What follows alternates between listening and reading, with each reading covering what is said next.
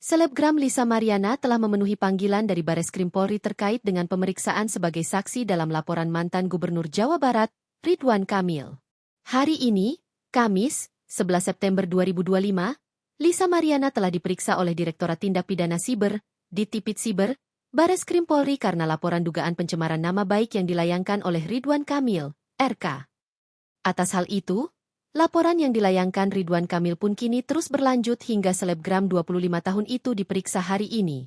Ditemui usai menjalani pemeriksaan, Lisa Mariana mengaku syok saat dirinya menyaksikan secara langsung hasil tes DNA yang dilakukannya bersama CA dan Ridwan Kamil beberapa waktu lalu. Karena saya syok tadi lihat hasilnya di atas, sampai saya nggak bisa ngomong. Ujar Lisa Mariana dengan suara bergetar dikutip dari YouTube Cumi Cumi, Kamis, 11 September 2025. Dengan nada suara meninggi, Lisa Mariana masih bersikukuh dengan klaim awal yang menyebut CA adalah darah daging Ridwan Kamil. Saya juga 1000% itu yakin bahwa CA itu anaknya Bapak Ridwan Kamil, serunya.